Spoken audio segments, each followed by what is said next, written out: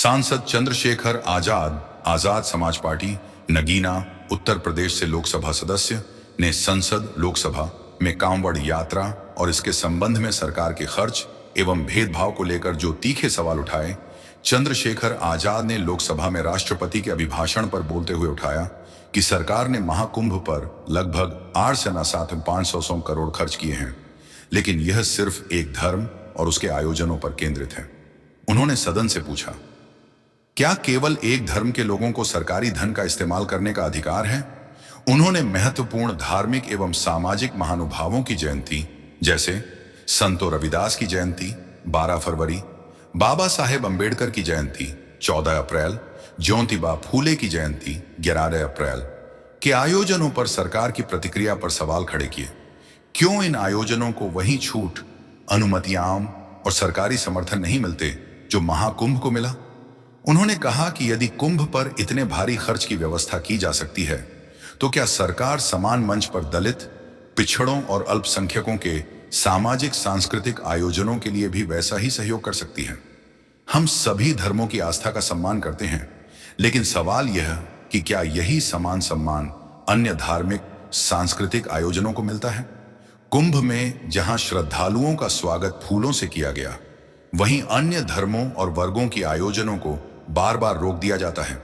उन्होंने उदाहरण देते हुए कहा कि यदि हिंदू धर्म के लोग 10 दिन कांवड़ में जुड़े रहते हैं तो सामान्यतः सुविधाएं दी जाती हैं, लेकिन ऐसे ही धार्मिक स्वतंत्रता की बात मुस्लिमों की नमाज संबंधी आयोजनों पर आती है तो उसकी अनुमति तक नहीं दी जाती।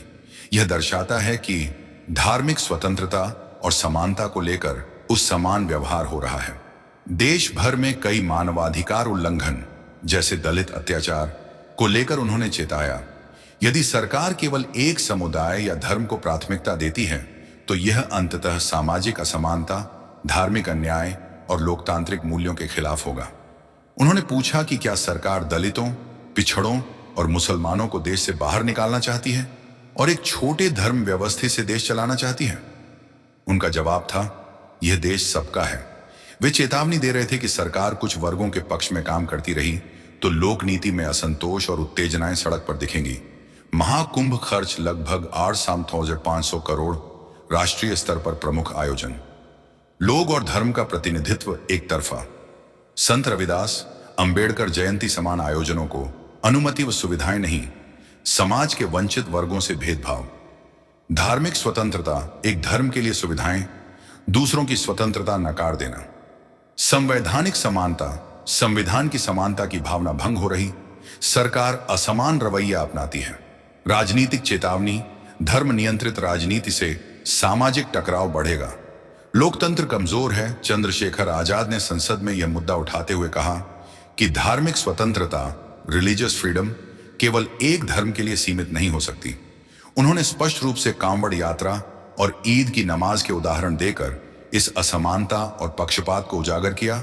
उन्होंने कहा कि कांवड़ यात्रा के दौरान कांवड़ियों का फूलों से स्वागत किया जाता है, उनके लिए सड़कें खाली करवाई जाती हैं और पुलिस व प्रशासन उन्हें सभी तरह की मदद देते हैं। कई राज्यों में कांवड़ियों के लिए विशेष शिविर, भोजन और मेडिकल सुविधाएं उपलब्ध कराई जाती हैं। 2. ईद की नमाज में सख्ती और हिंसा। उन्होंने आरोप लगाया कि ईद की नमाज, जो सामान्यतः 15-20 मिनट का आयोजन होता है, उसमें मुस्लिम समुदाय के लोग सड़क पर इकट्ठा होते हैं तो पुलिस डंडे बरसाती है, लाठियां चलती हैं, उन्हें रोक दिया जाता है। उन्होंने यह सवाल उठाया कि क्या यह संविधान में दी गई धार्मिक स्वतंत्रता के खिलाफ नहीं है? चंद्रशेखर आजाद का संसद में वंचित वर्गों के प्रतिनिधित्व पर बयान। चंद्रशेखर आजाद ने संविधान दिवस की बहस में एक तेज और स्पष्ट आवाज उठाई।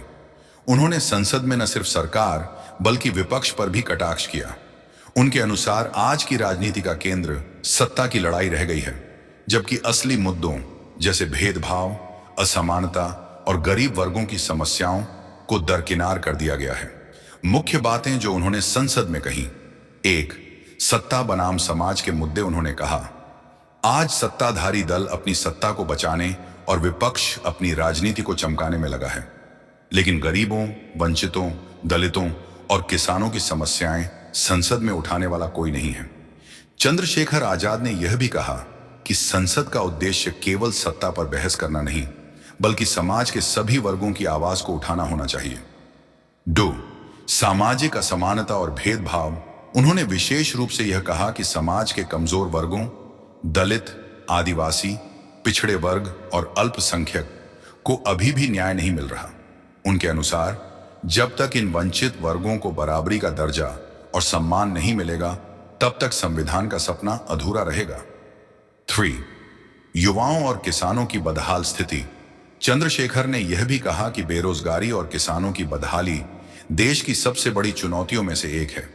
उन्होंने सवाल उठाया कि किसानों की आय दोगुनी करने की बात कब पूरी होगी, नौजवानों को रोजगार कब मिलेगा। 4. संविधान का सम्मान ही लोकतंत्र की शक्ति। चंद्रशेखर ने अपने भाषण में जोर दिया, जब तक संविधान का सम्मान और पालन होगा, तब तक लोकतंत्र मजबूत रहेगा। अगर संविधान की मूल भावना को कमजोर किया गया, तो यह देश का सबसे बड़ा नुकसान होगा।